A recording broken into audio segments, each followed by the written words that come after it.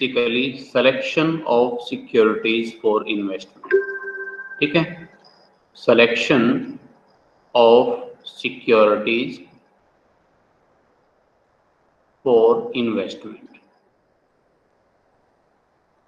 कि इन्वेस्टमेंट के लिए सिक्योरिटीज का सिलेक्शन हम किस तरह से करें, किस बेस पर करें, क्या हमारे लिए इसका आधार होगा जिस बेस पर हम ये माने कि ये सिक्योरिटी इन्वेस्टमेंट करने लायक है, इसमें हमें इन्वेस्टमेंट करना चाहिए, या इस सिक्योरिटी में इन्वेस्टमेंट नहीं करना चाहिए, या मेरे पास है तो इसको बेच देना चाहिए। मतलब हम जब एक इन्वेस्टर जब इन्वेस्टमेंट करता है तो उसके माइंड्स में ये क्वेश्चन होते हैं कि when to buy or sell securities, कि सिक्योरिटीज को कब खरीदें या कब बेचें। दूसरा, what is the optimum price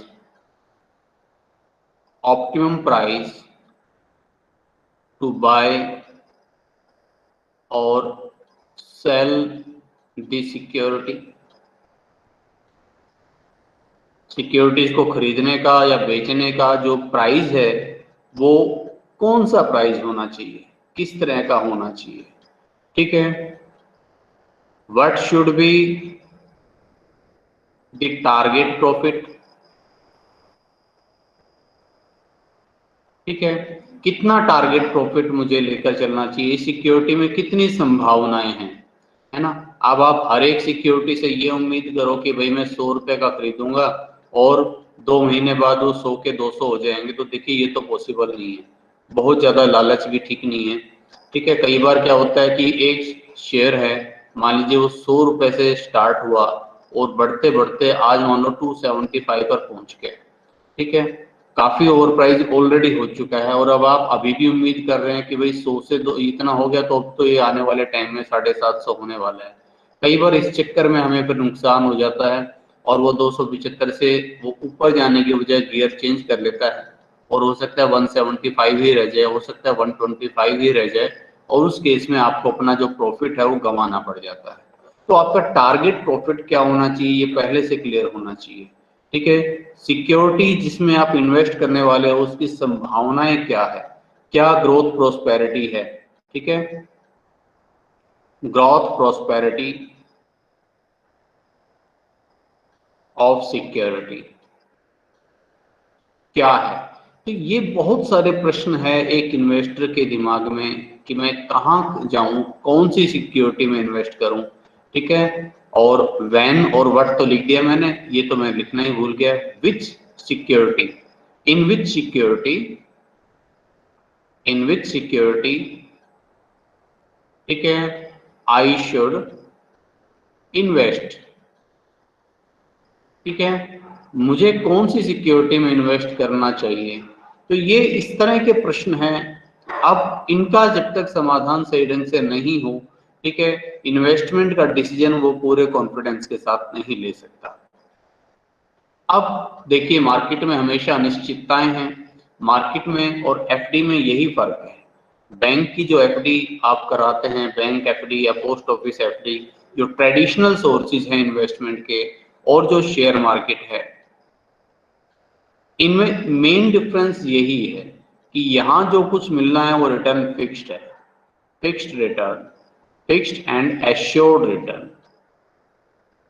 ठीक है, रिटर्न इतना मिलेगा, कितना मिलेगा, जैसे बैंक पर रेट चल रही है एफडी पर 5.15% जनरली, तो 5.15% का रिटर्न आपको मिलेगा अपनी एफडी पर। तो आज अगर आप 10,000 रुपये जमा करवा रहे हैं तो इसका मतलब आपको एक साल बाद अप्रोक्सीमेटली, मैं सिंपल उसमें कह रहा हूँ कंपाउंडिंग को इग्नोर करके, तो 10,515 रुपए लगभग इतने रुपए मिलेंगे और निश्चित रूप से मिलेंगे, fixed and assured return. Unless कुछ सर्कमस्टांसेस इस तरह के हो भी जाते हैं, कई बार बैंकिंग सेक्टर में भी प्रॉब्लम हो जाती है। आपने येस बैंक का केस देखा होगा, जब लोगों को अपने खुद के डिपॉजिट्स के लिए जो है मतलब राशनिंग का सामना करना पड़ा था।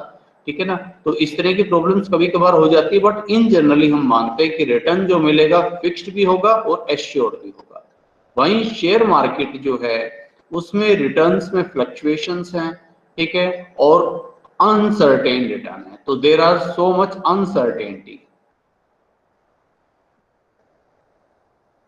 Uncertainties always there. और अनसर्टेनिटीज क्या कर सकती है, आपका जो 10,000 रुपये आपने लगाया था, यहाँ तो 10,515 रुपये होगा निश्चित रूप से, ये आपके इस 10,000 को 15,000 भी बना सकती है, और इस 10,000 को केवल 5,000 भी बना सकती है, और हो सकता है इससे भी नीचे ले आए। तो ऊपर जाने की भी कोई सीमा नहीं है और नीचे आने की भी कोई सीमा नहीं है। तो इस वजह से इसको प्रेडिक्ट करने की कोशिश हर कोई करता है। बहुत सारी थ्योरीज, बहुत सारी रिसर्च इस संबंध में की गई है, बहुत सारी थ्योरीज डेवलप की गई है, ठीक है। आप पोर्टफोलियो मैनेजमेंट में पढ़ेंगे कि बहुत सारे मॉडल्स हैं कि जिस बेस पर हमें अपना पोर्टफोलियो बनाना चाहिए, कैसे रिस्क को कंट्रोल करना चाहिए। लेकिन आज तक अभी भी कोई एक ऐसा मेथड, एक ऐसा फॉर्मूला नहीं है जो हम कहें कि भैया ये लगा दो और उसके बाद शेयर मार्केट में निश्चिंत हो जाओ, ठीक है। तो ये एक भूमिका के रूप में मैंने आपको बताया कि हम क्या करने वाले हैं। अब यहाँ देखो, इस संबंध में मुख्य रूप से 3 तरह की थ्योरीज यूज की जाती है, ठीक है, 3 तरह का एनालिसिस होता है। एक होता है फंडामेंटल एनालिसिस, जो भी हम पढ़ने वाले हैं, फंडामेंटल एनालिसिस, ठीक है। फंडामेंटल एनालिसिस अभी हम पढ़ेंगे इसके बारे में। दूसरा होता है टेक्निकल एनालिसिस, और तीसरा होता है रैंडम वॉक थ्योरी।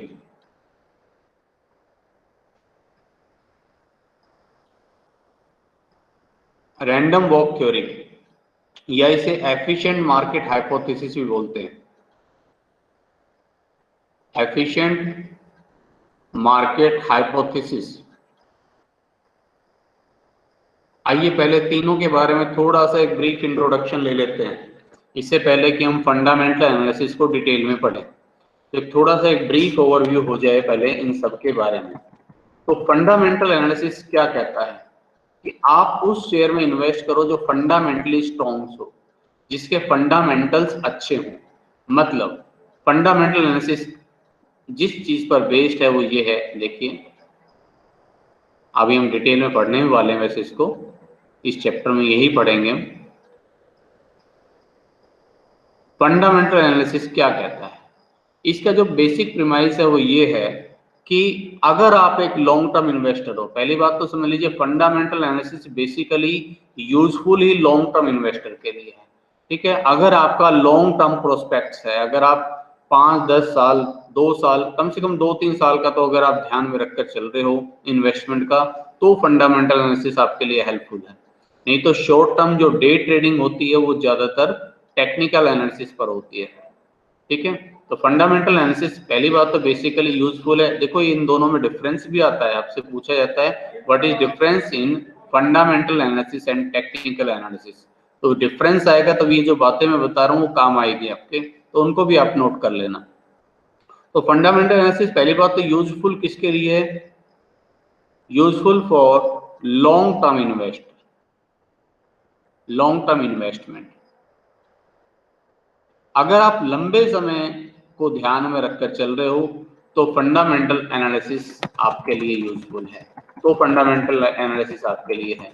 अगर आप डे ट्रेडिंग की बात कर रहे हैं तो फिर फंडामेंटल एनालिसिस आपके काम का नहीं है, फिर आपको टेक्निकल एनालिसिस या एफिशिएंट मार्केट हाइपोथेसिस पर चलना पड़ेगा। दूसरी बात, ये कौन सी धारणा पर आधारित है। अभी हमने जो है सिक्योरिटीज वैल्यूएशन को बड़ा डिटेल में पढ़ा है, समझा है। ऑप्शन वैल्यूएशन से पहले हम सिक्योरिटी वैल्यूएशन को पढ़कर आए हैं, ठीक है। तो ये कहता क्या है कि जो सिक्योरिटीज की जो इंट्रिंसिक वैल्यू है, ठीक है, वो आप फाइंड आउट कर लीजिए। इंट्रिंसिक वैल्यू हमने बताया उसका आंतरिक मूल्य, ठीक है। इंट्रिंसिक वैल्यू क्या होती है कि फ्यूचर में एक शेयर से जितना जो कुछ भी मिल सकता है उस सारे की प्रेजेंट वैल्यू जो आज है वो उसकी इंट्रिंसिक वैल्यू कहलाती है, ठीक है। फॉर एग्जाम्पल एक शेयर है, उससे आपको 10 रुपए डिविडेंड मिलेगा पहले साल, दूसरे साल आपको 5 रुपए डिविडेंड मिलने की उम्मीद है, तीसरे साल आपको 6 रुपए डिविडेंड मिलने की उम्मीद है, चौथे वर्ष आपको 5 रुपए डिविडेंड मिलने की उम्मीद है, और इस तरह से फिर लास्ट में at the end of year 10, 10वें साल के अंत में वो मान लीजिए आपको उम्मीद है कि इस शेयर का प्राइस 500 रुपये हो जाएगा और आप इसको 500 रुपये में बेच देंगे। तो ये जितना भी फ्यूचर में मिलने वाला है रिटर्न्स, है ना, ये सब हम पढ़ चुके हैं। This is called expected return, expected return. अब इसको आप डिस्काउंट कर लीजिए आपकी एक्सपेक्टेशन से कि आपकी रिटर्न एक्सपेक्टेशन क्या है, आप कितना रिटर्न चाह रहे हैं। आपकी रिटर्न एक्सपेक्टेशन है 10%। आप ये मानते हैं कि देखो भाई मुझे इन्वेस्टमेंट वहां करना चाहिए जहां मुझे कम से कम 10% का रिटर्न मिल रहा हो। ये अगर आपकी उम्मीद है 12% है तो आप 12% ले लीजिए, 15 है तो 15 ले लीजिए। तो जो आपकी रिटर्न एक्सपेक्टेशन है वो ले लीजिए। तो इन सब वैल्यूज को 10 रुपए जो 1 साल बाद मिलेंगे, 2 साल, 3 साल, 4, 5, 6, इस तरह से पहले साल के अंत में 10 रुपए मिलने वाले, फिर 5 रुपए, फिर 6 रुपए, फिर 5 रुपए एंड सो ऑन। और 10वें वर्ष के अंत में 500 रुपए मिलेंगे आपको, शेयर 500 रुपए में बिकेगा। तो इन सब की प्रेजेंट वैल्यू आप फाइंड आउट कर लीजिए। 10% पर या 12% पर या 15% पर जो भी आपकी एक्सपेक्टेड रेट है उस रेट पर आप इसको डिस्काउंट कर लीजिए, उनकी प्रेजेंट वैल्यू निकाल लीजिए। तो जो प्रेजेंट वैल्यू होगी वो कहलाती है इसकी इंट्रिंसिक वैल्यू। ठीक है, ध्यान से समझना, ये सब बातें काम आने वाली है। फंडामेंटल एनालिसिस का बेस बता रहा हूं मैं आपको। फंडामेंटल एनालिसिस एक्चुअल में बेस है सिक्योरिटी जो है सिलेक्शन का, सिक्योरिटी वैल्यूएशन का। फंडामेंटल एनालिसिस जरूर होना चाहिए एक लॉन्ग टर्म इन्वेस्टमेंट के नजरिए से, अगर आप इन्वेस्टमेंट करने के लिए जा रहे हैं तो। ठीक है, तो मैंने बताया कि जो अब ये जो प्रेजेंट वैल्यू आई, मान लो अब ये सब कर कर आके इन सब की टोटल प्रेजेंट वैल्यू मान लो समझने के लिए 450 रुपए आती है। मैंने ऐसे ही लिख दिया फिगर मन से, 450 रुपए। तो ये 450 रुपए कहलाएगी इसकी intrinsic value. This one is called intrinsic value, intrinsic value. ये पूरा फंडामेंटल एनालिसिस इस इंट्रिंसिक वैल्यू पर बेस्ड है।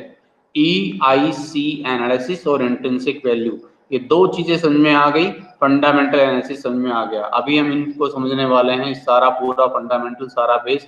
आज का हम ये फर्स्ट लेक्चर जो है जस्ट एक इंट्रोडक्शन रूप में रखेंगे ताकि आपके मन में क्लियर पिक्चर बन जाए कम से कम कि हम आगे आने वाले अगले जो लेक्चर्स हैं उनमें करने क्या वाले हैं। तो फंडामेंटल एनालिसिस या टेक्निकल एनालिसिस या मैं जिक्र करूंगा या मैं एफिशिएंट मार्केट हाइपोथेसिस बोल रहा हूँ, इन तीनों में डिफरेंस क्या है और किस तरह से एक दूसरे से इंटर रिलेटेड है वो आपको जरूर क्लियर हो जाना चाहिए। ठीक है, तो मैंने कहा कि भाई ये 450 रुपए इसकी इंट्रिंसिक वैल्यू है, हिंदी में बोलते हैं भाई इसको आंतरिक मूल्य। ये 450 रुपए इस शेयर का आंतरिक मूल्य है। तो इसका मतलब ये इसका ऑप्टिमम प्राइस है, ऑप्टिमम प्राइस, अनुकूलतम मूल्य 450 रुपए है। अब मुझे इसमें इन्वेस्टमेंट करने का डिसीजन लेना है या नहीं लेना, वो मुझे देखना है कि इसका मार्केट प्राइस कितना है भाई। अब ये मार्केट में, मान लीजिए मार्केट में चल रहा है मंदा, ठीक है ना, जैसे कोविड का इम्पैक्ट आपने देखा होगा, अच्छे अच्छे शेयर्स भी काफी पिटे हुए नजर आ रहे थे। अब तो खैर काफी मार्केट संभल गया है। तो मान लीजिए ये शेयर्स अब आपको 250 रुपए में नजर आ रहा है। तो अब टेक्निकल और फंडामेंटल एनालिसिस में तो देखो यही फर्क है। मैं आपको बताऊं, आज ये शेयर जिसकी इंट्रिंसिक वैल्यू 450 है, टेक्निकल एनालिसिस वाला तो क्या देखेगा, वो तो मार्केट ट्रेंड को देखेगा कि भाई ये जो है 400 से चला था और गिरते गिरते 300 हुआ, 250 हुआ और अभी तो हालात सुधर भी नहीं रहे हैं, तो अभी तो ये हो सकता है और 200 रुपए का हो जाएगा। टेक्निकल एनालिसिस वाला तो ये देखेगा कि ट्रेंड कहाँ चल रहा है। ध्यान से देखना दोनों बातों में क्या डिफरेंस है। टेक्निकल एनालिसिस में वो ये देखेगा कि भाई आज ये शेयर जब ये पिछले 4 दिनों से गिर रहा है तो 5वें दिन भी इसकी उम्मीद ज्यादा है कि शायद गिर जाए। ठीक है, मार्केट वैसे अनसर्टेन होती है, अगर ऐसा ही होता तो फिर हर एक टेक्निकल एनालिसिस वाला फिर हमेशा प्रॉफिट में ही होता। तो ऐसा नहीं है कि अगर वो शेयर 10 दिन से लगातार गिर रहा है तो आज गिर ही जाएगा, आज हो सकता है अचानक वो बढ़ने लग जाए, लेकिन ज्यादा चांसेस किसके हैं कि जब 10 दिन से गिर रहा है तो 11वें दिन भी उम्मीद गिरने की ज्यादा होगी।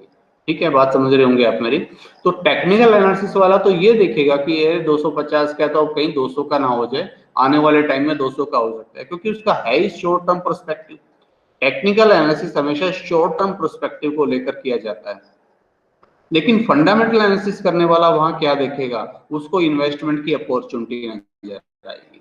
वो ये कहेगा अच्छा 250 रुपए का है, वैसे इसकी वैल्यू, इसकी वर्थ 450 रुपए है, तो ये तो बड़ा अच्छा टाइम है इन्वेस्टमेंट करने का, और वो इसमें इन्वेस्ट कर देगा, क्योंकि उसको पता है कि आने वाले टाइम में, अब देखो यहीं से अब इसकी डेफिनेशन निकालने के, अब हम जो कुछ मैंने बताया है उसी के बेस पर हम फंडामेंटल एनालिसिस की डेफिनेशन निकालने वाले हैं, इसलिए ध्यान से सुनना जो मेरी बात जो मैं कह रहा हूँ।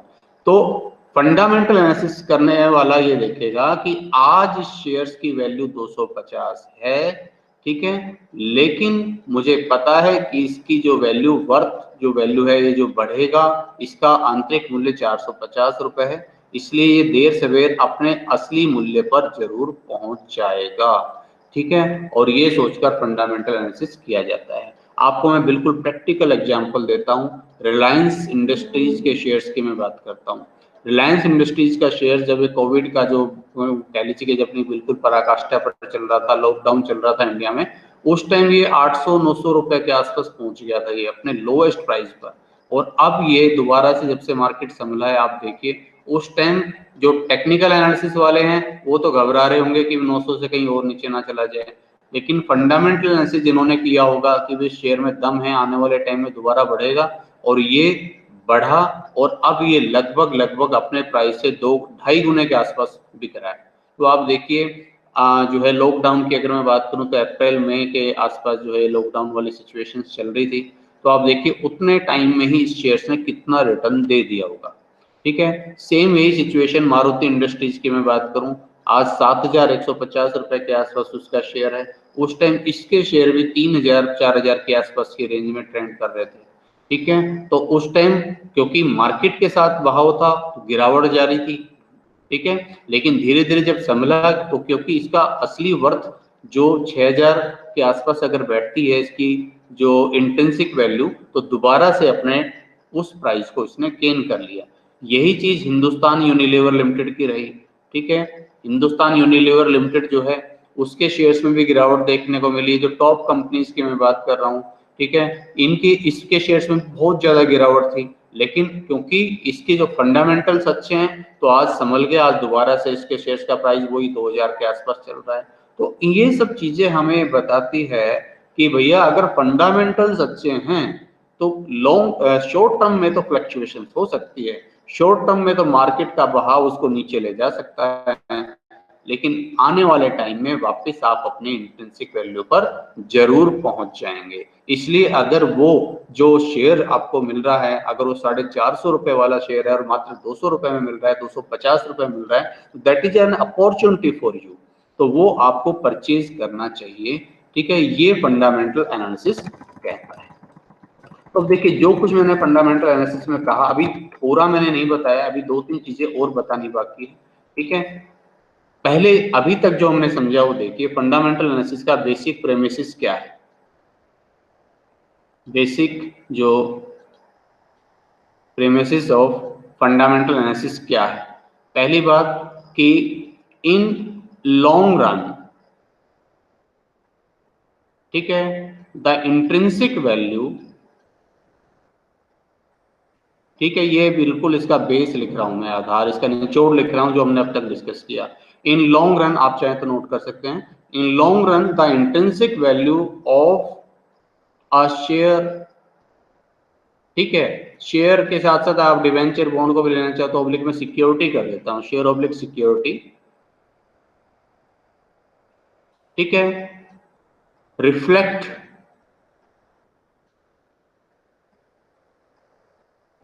Reflect it's fair market value, ये इसका आधार है भाई, कि लॉन्ग रन में जो इंट्रिंसिक वैल्यू आपने निकाली, अब ये शेयर मेरे हिसाब से जो मुझे लगता है कि 450 रुपए का होना चाहिए, ये इसकी इंट्रिंसिक वैल्यू है। तो ये इंट्रिंसिक वैल्यू लॉन्ग रन की अगर मैं बात करूं, अगर मेरा लॉन्ग टर्म परस्पेक्टिव है, पता नहीं वो टाइम आएगा कब, आने में 6 महीने भी लग सकते हैं, आने में 1 साल भी लग सकता है। अब ये तो सिचुएशंस आप देखिए, कोविड वाली जो है मार्केट बड़ी जल्दी संभल गई, अदरवाइज लोग उस टाइम तो उम्मीद कर रहे थे शायद आने वाले 2.5-3 साल तक मार्केट जो है नहीं संभल पाएगी। तो टाइम का हम नहीं कह रहे कि कितना टाइम लगेगा, लेकिन ये है लॉन्ग रन अगर आपका प्रोस्पेक्टिव है तो intrinsic value of A share, ठीक है, और securities will reflect it's fair market value, इसके उचित बाजार मूल्य को प्रदर्शित करती है। और इंट्रिंसिक वैल्यू हमने क्या बताया हियर, इसको क्लियर कर दूं मैं। इंट्रिंसिक वैल्यू क्या है हियर, इंट्रिंसिक वैल्यू इज, ठीक है, the sum of present value of all expected return, ठीक है, on security, on that security discounted, ठीक है, at expected rate of return of investor. एक इन्वेस्टर जितनी एक्सपेक्टेड रेट ऑफ रिटर्न चाहता है, जैसे मैंने ऊपर एग्जांपल दिया कि आपकी एक्सपेक्टेशन कितनी है भाई, 12% है या 10%, तो उस रेट पर, ठीक है, आप ये प्रेजेंट वैल्यू निकाल लीजिए और उसका जो सम होगा वो इंट्रिंसिक वैल्यू है। और ये इंट्रिंसिक वैल्यू लॉन्ग रन में शेयर्स के मार्केट वैल्यू को रिफ्लेक्ट करेगी, यानी कि इन लॉन्ग रन कभी ना कभी शेयर प्राइस जो है अपने इस मार्केट प्राइस को, जो इसकी इंट्रिंसिक वैल्यू है जो होनी चाहिए, उसको जरूर टच करेगा। तो इसका मतलब, इसका आधार क्या है कि आप शेयर की इंट्रिंसिक, इसका पूरा आधार क्या हो गया, इंट्रिंसिक वैल्यू, ठीक है। इसका मतलब इसका मेन बेस हो गया इंट्रिंसिक वैल्यू,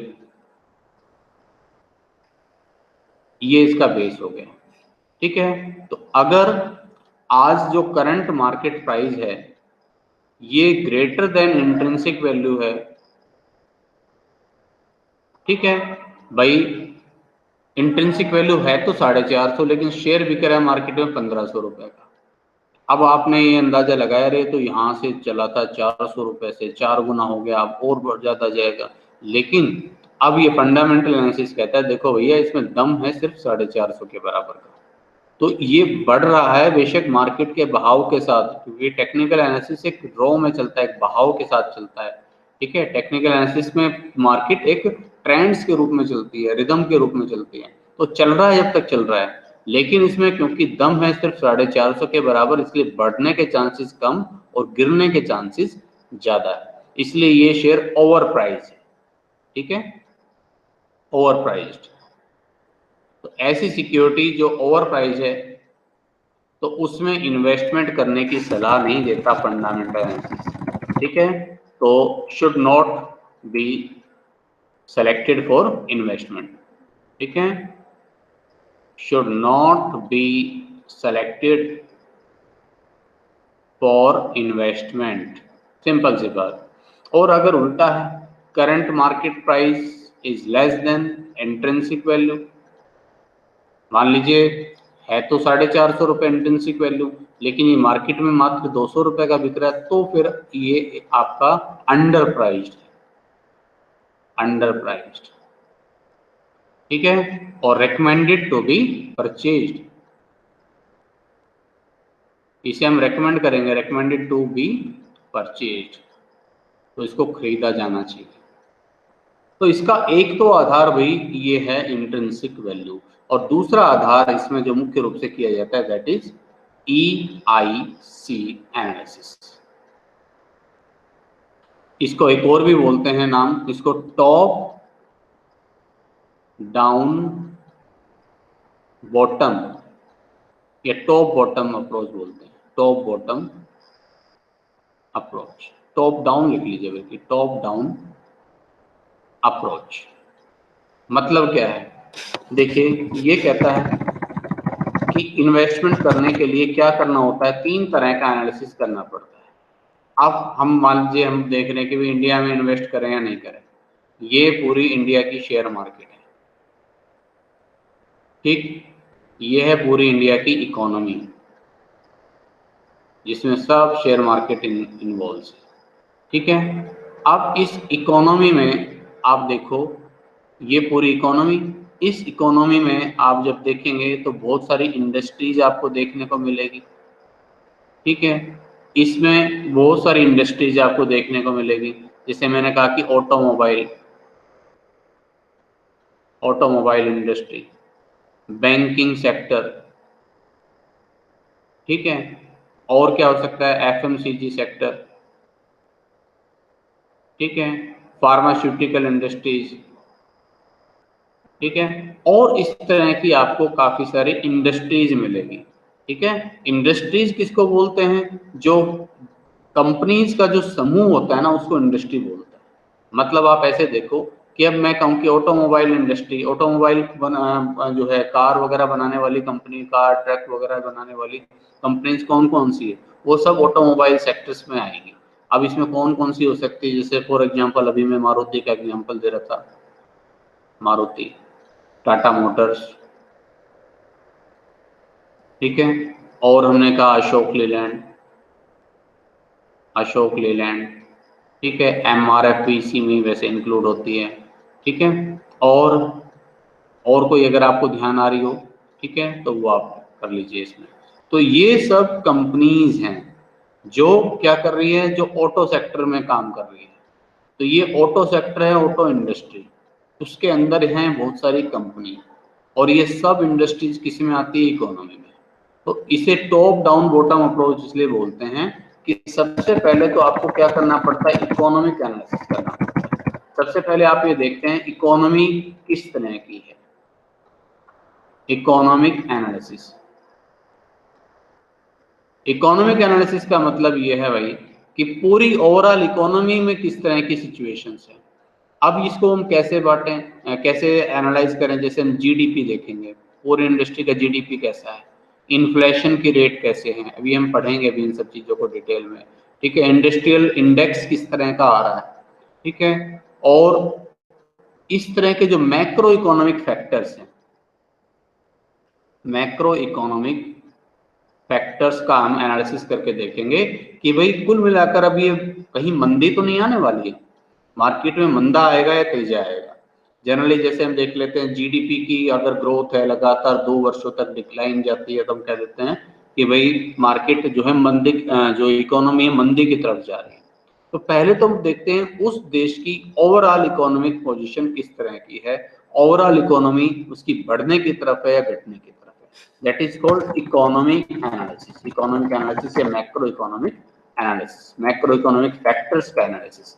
अच्छा, फिर हमने इकोनॉमी को देख लिया, हाँ भाई कुल मिलाकर इकोनॉमी तो ओके है। अच्छा, इस इकोनॉमी में बहुत सारी इंडस्ट्रीज काम कर रही हैं भाई, आपको पता है, इसमें ऑटो सेक्टर भी काम कर रहा है, ठीक है, इसमें आपका इंफ्रास्ट्रक्चर कंपनीज भी काम कर रही है, इसमें आपकी जो है हमने कहा कि कोल एंड गैस, ठीक है, एनर्जी सेक्टर बोल सकते हैं, energy sector, metal industries, IT sector, pharma sector, ये बहुत सारे सेक्टर्स हैं जो काम कर रहे हैं, ठीक है। अब इन सेक्टर्स में अब मैं देखूंगा कि इस पर्टिकुलर सिचुएशन में इनमें से कौन सा सेक्टर सही काम कर रहा होगा, कौन से सेक्टर्स में रिटर्न मिल रहा होगा। अब आप देखिए कि इस कोविड वाली सिचुएशन में भी फार्मास्यूटिकल इंडस्ट्रीज हैं, उनमें कोई विशेष गिरावट नहीं आई। क्यों नहीं आई, आप सोचिए एक बार, अपने आप से सोचेंगे जवाब मिलेगा, ठीक है। सबसे बुरा हाल आपने जो है, जो कह लीजिए कि जो आपने जो इस तरह की जो इंडस्ट्रीज हैं, जैसे एविएशन सेक्टर जो हैं, ठीक है, उड्डयन विभाग जिसको बोलते हैं, जैसे मान लीजिए एरोप्लेन वगैरह जो हैं, या होटल इंडस्ट्रीज हैं, उनका सबसे बुरा हाल हुआ है, ठीक है, होटल एंड टूरिज्म का सबसे बुरा हाल हुआ है। क्यों? क्योंकि अब हर चीज का जवाब आपके पास अपने आप आ जाएगा कि किस तरह की मैक्रो इकोनॉमिक कंडीशन है। मैक्रो इकोनॉमिक कंडीशन हम कोविड वाली सिचुएशन फेस कर रहे हैं, और उसी वजह से आज ये ऑनलाइन क्लासेस हम कर रहे हैं। तो अब उसमें आप देखिए, उसमें होटल टूरिज्म इंडस्ट्रीज का तो सबसे बुरा हाल है, क्योंकि जो एक शहर से दूसरे शहर तक जाना, एक देश से दूसरे देश तक जाना, इस पर तो पूरी तरह से रोक लग गई थी। तो इसलिए इनका तो हाल बिल्कुल बेकार है। तो इसलिए इनमें तो अगर आप इन्वेस्ट करने की सोच रहे हैं तो इनमें तो हालात बिल्कुल इस समय बुरे हैं। अच्छा, फार्मास्यूटिकल इंडस्ट्रीज में कोई फर्क नहीं पड़ा, क्योंकि इवन लॉकडाउन वाली सिचुएशन में भी आपने देखा होगा कि ये जो जरूरी उसमें इंक्लूड होती है जरूरी सामान में, तो इनको छूट मिली हुई थी, ठीक है, मेडिकल स्टोर खुले हुए थे। इसी तरह से एफएमसीजी प्रोडक्ट्स जो हैं, ठीक है, मान लीजिए तेल साबुन वगैरह, ये सब चीजें ऐसी है जो हमेशा यूज होने वाली, इनमें कोई कमी आनी नहीं। ठीक है, तो इसमें भी कोई विशेष फर्क नहीं पड़ना था। इंफ्रास्ट्रक्चर है उस वो जो है बिल्कुल डाउन चला गया। ऑटो इंडस्ट्री में भी गिरावट आई, क्योंकि जब ऑटोमोबाइल जब चल ही नहीं रहे तो कहाँ से होगा। तो ये हमें देखना होता है कि फिर उस पर्टिकुलर सिचुएशंस जो मैक्रो इकोनॉमिक फैक्टर्स है उनका इम्पैक्ट इनमें से किस इंडस्ट्री में किस तरह का आ रहा होगा। ठीक है, और हमने देखा कि हाँ भाई चलो अभी इनमें से कौन सी इंडस्ट्री मेरे लिए सही रहेगी। मुझे लगा कि हाँ भाई ठीक है, फार्मास्यूटिकल सेक्टर मेरे लिए अच्छा रहेगा, या मान लीजिए मुझे लगा कि ऑटो इंडस्ट्रीज जो है कुल मिलाकर आने वाले टाइम में ठीक रहेगी। ठीक है, ठीक क्यों रहेगी, अब आप इसको भी आप देखें, थोड़ा एनालाइज करके देखिए। पब्लिक ट्रांसपोर्ट बिल्कुल बंद है भाई, ठीक है, बहुत कम चल रहे हैं, नामचारे के ट्रेन अभी तक बंद है। तो अभी जब जब आपको कोई टेस्ट देने के लिए, कंपटीशन टेस्ट देने के लिए जाना पड़ता है, तो पहले तो आप पब्लिक ट्रांसपोर्ट को देख लेते थे अगर अवेलेबल हो। अब आपके पास अपने खुद की टैक्सी के, खुद की कार के अलावा या खुद की गाड़ी के अलावा और क्या ऑप्शन रह गया, कुछ नहीं रहा है। ठीक है, तो कुल मिलाकर पहले बेशक डाउन गया, लेकिन अब जो धीरे धीरे ये इंडस्ट्री अपने आप बूस्ट हो रही है। क्यों हो रही है, क्योंकि डिमांड बढ़ रही है। ठीक है, तो आपने इनमें से जो भी सिलेक्ट किया, जो भी इंडस्ट्री आपने सेलेक्ट की, आपको लगा कि इसमें संभावना ज्यादा है, उस इंडस्ट्री का आपने सिलेक्शन किया। तो इकोनॉमिक एनालिसिस, उसके बाद आपने किया इंडस्ट्री का एनालिसिस। इनको एनालाइज करने की टेक्निक से उनको हम बाद में पढ़ेंगे। और इंडस्ट्री का एनालिसिस करने के बाद फिर आपने देखा कंपनी का एनालिसिस, कि अब इस इंडस्ट्री में तो चलो मैं चला गया, लेकिन इंडस्ट्री में तो कंपनियां बहुत सारी है। ये कुछ एक एग्जाम्पल तो जैसे मैंने ही दिया इसमें, ठीक है, कि ये इतनी सारी कंपनियां हैं, अब ये कंपनी बेटर है, ये बेटर है, या ये ठीक है, या ये वाली ठीक है। फिर कंपनी का एनालिसिस होगा। कंपनी का एनालिसिस अगेन वही इंट्रिंसिक वैल्यू, अब इनमें इनके शेयर्स की इंट्रिंसिक वैल्यू हम निकालेंगे, देखेंगे कि कौन सा शेयर ओवर प्राइस है, कौन सा शेयर अंडर प्राइस है, और जो अंडर प्राइस शेयर है उसमें हम इन्वेस्ट करेंगे।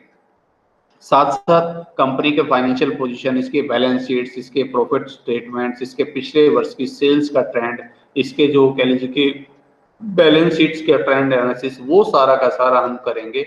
और उसके बाद हम ये निष्कर्ष निकालेंगे कि हाँ भाई कुल मिलाकर ये एक्स कंपनी वाला शेयर जो है मेरे लिए बेस्ट रहेगा और इसमें मुझे इन्वेस्ट करना है।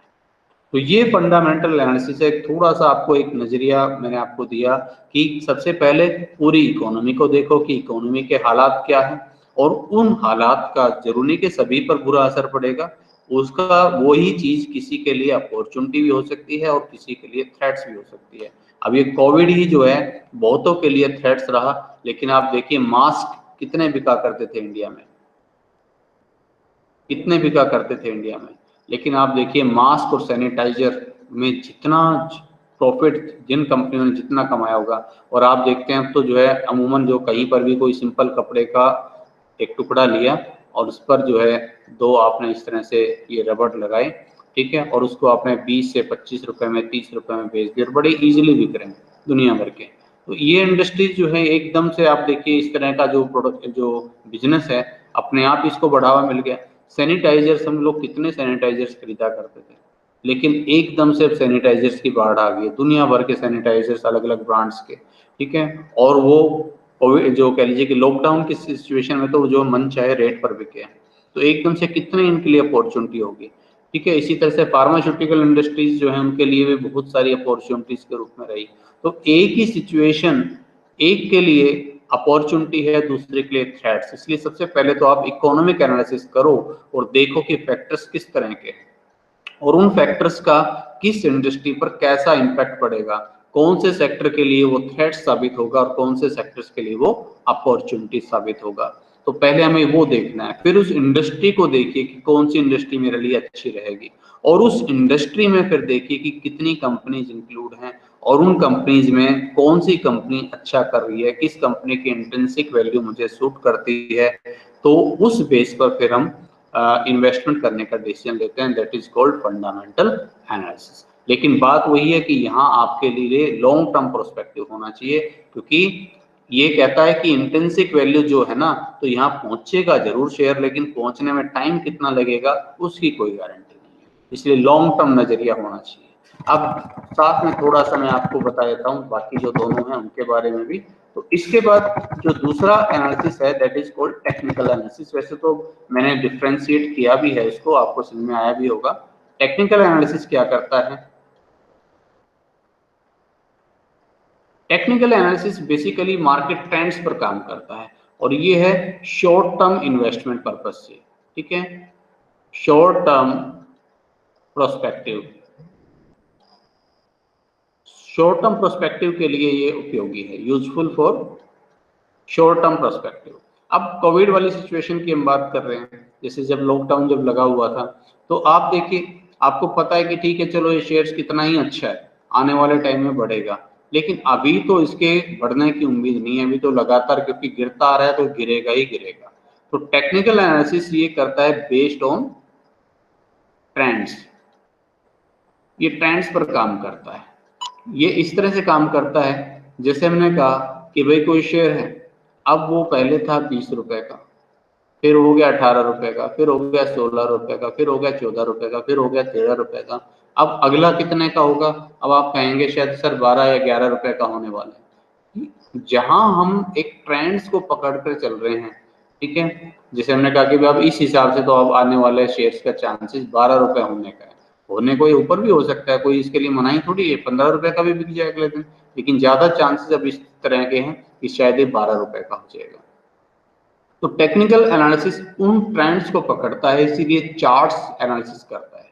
बेसिकली काफी तरह के चार्ट्स होते हैं, ठीक है, ट्रेंड एनालिसिस देखा जाता है, मूविंग एवरेज देखी जाती है कि मूविंग एवरेज किस तरह की है, जो मूविंग एवरेज भाई हम देखते हैं भाई 6 मंथ मूविंग एवरेज कैसी है, 1 मंथ की मूविंग एवरेज किस तरह की, मूविंग एवरेज आई थिंक आपने टाइम सीरीज एनालिसिस में पढ़ा होगा।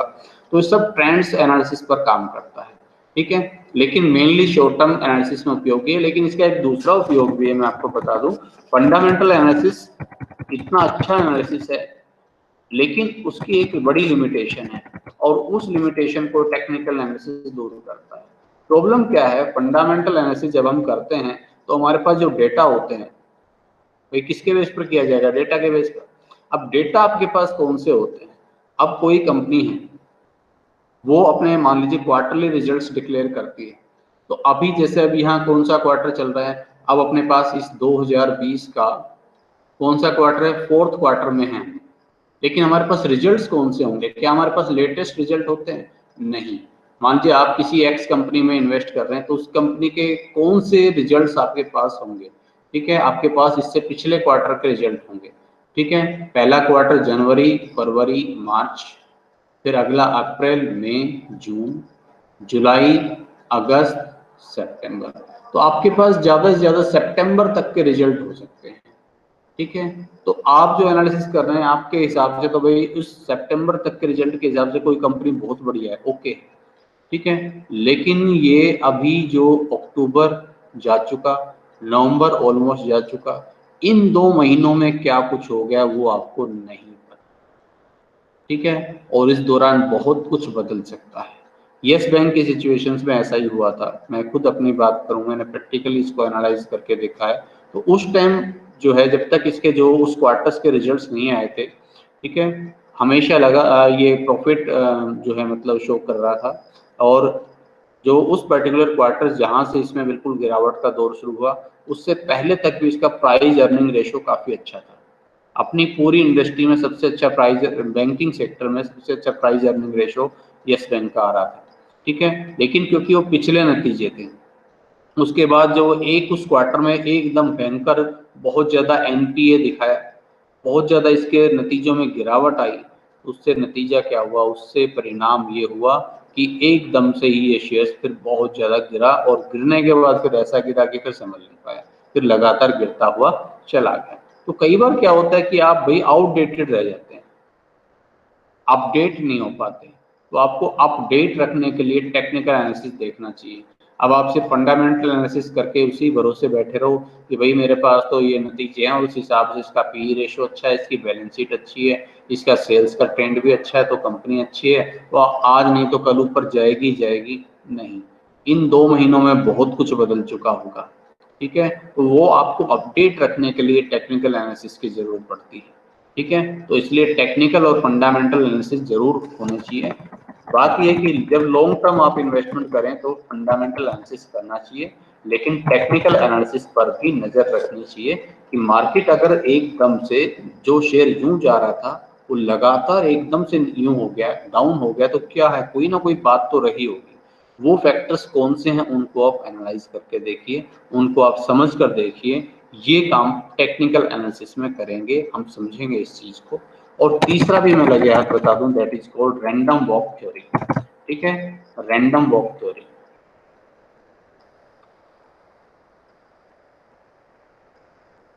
रैंडम वॉक थ्योरी क्या है? ये कहता है कि देखो शेयर्स के प्राइस में कोई ट्रेंड हो ही नहीं सकता। अब अगर अब आप ट्रेंड्स निकाल रहे हैं कि शेयर का प्राइस 10 रुपया, 12 रुपया, 13 रुपया, 15 रुपया, 18 रुपया, ठीक है, तो मैंने कहा कि भाई अगला प्राइस कितना है, आप झट से बोलेंगे जी 20 रुपया होगा शायद लगभग। रैंडम वॉक थ्योरी कहते हैं कि नहीं, शेयर ऐसे चलता ही नहीं। ठीक है, ये 18 से अब आप 20 इसको कह ही नहीं सकते। हो सकता है ये 18 के बाद फिर से 15 चले, फिर से 13 चले, फिर से डाउन आ जाए। तो शेयर्स का प्राइस जो है वो कैसे चलता है, वो एक मूवी का एक सॉन्ग था, मैं इधर चला मैं उधर चला, जाने कहाँ मैं किधर चला, तो मुझे पता ही नहीं कि मैं किधर जा रहा हूँ। तो शेयर्स का प्राइस की मूवमेंट्स भी ऐसी होती हैं कि वो अप जाएगा या डाउन जाएगा, अप होगा या डाउन होगा, उसका कोई ट्रेंड नहीं होता। रैंडम वॉक थ्योरी इस बेस पर, इस चीज पर आधारित है। ये कहते हैं कि 3 तरह की मार्केट होती है। एक अनएफिशिएंट मार्केट होती है, अनएफिशिएंट मार्केट में तो ट्रेंड निकल सकता है, ठीक है, लेकिन जो एफिशिएंट मार्केट होती है वहां पर आप किसी भी तरह का कोई ट्रेंड नहीं निकाल सकते। क्यों? क्योंकि वो मानते हैं कि इन्वेस्टर्स हैं, वो रैशनल है, समझदार है, और सभी मार्केट इंफॉर्मेशन उसके पास अवेलेबल है। तो जैसे कोई चीज हुई, अब मान लीजिए किसी कंपनी का शेयर भाई मान लो 200 रुपए का बिक रहा था, उस कंपनी ने अब अचानक डिविडेंड डिक्लेयर किया, हम 50 रुपए डिविडेंड देंगे। अब आपको लग रहा होगा कि भाई चलो भाई मैं ही सबसे ज्यादा समझदार हूँ, मुझे पता चल गया, कल मैं जाकर इस शेयर को खरीद लूंगा, तो शेयर्स का प्राइस बढ़ेगा ऑब्वियसली जब डिविडेंड दे रहा है तो। लेकिन क्या आपको ये इन्फॉर्मेशन पता चलेगी? नहीं। जब आज ये शेयर्स 200 पर बंद हुआ है, सुबह जब मार्केट ओपन होगी, जब आप देखेंगे 200 के हिसाब से खरीदने की सोच रहे होंगे, उससे पहले तो इसका प्राइस बढ़ चुका होगा, हो सकता है ऑलरेडी 220 हो चुका हो। तो कहने का मतलब ये है कि मार्केट जो है आपके हिसाब से नहीं चलेगी, मार्केट की इंफॉर्मेशन तुरंत डिसेमिनेट होती रहती है, तुरंत सब लोगों को पता चल जाती है, ठीक है, और वो लोग तुरंत रिएक्ट करते हैं। तो market react based on information. ये क्या कहती है? Market will react based on information. कि जैसे ही कोई इंफॉर्मेशन आएगी, कोई पॉजिटिव न्यूज आएगी किसी कंपनी के लिए, अचानक उसके शेयर्स बढ़ने शुरू हो जाएंगे, कोई नेगेटिव न्यूज आएगी उसके शेयर्स गिरने शुरू हो जाएंगे। तो जो मार्केट है वो जो भी जैसे भी चलती है वो किस बेस पर चलती है? इंफॉर्मेशन पर। तो मार्केट ट्रेंड से नहीं चलती, मार्केट इस हिसाब से नहीं चलती कि अगर मैंने कहा कि भाई शेयर्स का प्राइस भाई ये बढ़ रहा है बढ़ रहा है बढ़ रहा है तो आगे बढ़ेगा, नहीं, मार्केट ऐसे नहीं चलती। ठीक है, बढ़ रहा होगा तब तक इन्फॉर्मेशन पॉजिटिव रहेगी। अब आपसे मैं कहूँ कि बताओ इसका अगला प्राइस क्या है, आपने कहा जी ऐसे बढ़ता आ रहा है तो ये ऐसे हो जाएगा लगभग इतना, लेकिन एफिशिएंट मार्केट हाइपोथेसिस कहती है नहीं, इसका इससे कोई लेना देना नहीं। अब यहीं से कोई नेगेटिव न्यूज आ जाए, ये ऐसे भी हो सकता है, ठीक है। तो जो भी मार्केट चलती है वो किस बेस पर चलती है? On the basis of information. और इंफॉर्मेशन कभी पॉजिटिव आती है कभी नेगेटिव आएगी, पॉजिटिव आएगी तो ऊपर जाएगा, नेगेटिव जाएगी तो नीचे आएगा। तो इसलिए जो मार्केट जो चलती है on the basis of market information, और मार्केट इंफॉर्मेशन कभी पॉजिटिव आती है कभी नेगेटिव, इसलिए मार्केट रैंडमली वॉक करती है, किसी भी ट्रेंड्स में वॉक नहीं करती। That is called random walk theory या एफिशिएंट मार्केट एनालिसिस या एफिशिएंट मार्केट हाइपोथेसिस। ठीक है, तो ये 3 तरह के एनालिसिस हैं, तीनों साथ साथ चलते हैं, तीनों को हम अलग अलग नहीं करते बिल्कुल, ठीक है, बट चैप्टर वाइज तीनों को हम अलग अलग पढ़ेंगे। बेसिक जो आइडिया है वो आपके माइंड में आ गया होगा, ठीक है, यही आपका लगभग बचा हुआ सिलेबस भी है, तो आपको जनरली इसके बारे में एक अंदाजा हो गया होगा।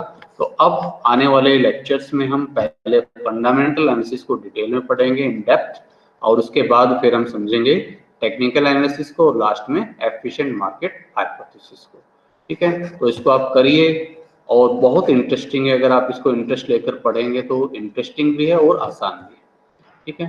तो आप इसको कर लीजिए, रिवाइज जितना कर सकें, ठीक है, एक बार इस पर प्रैक्टिस जरूर कर लें, जो कुछ मैंने बताया उसको समझ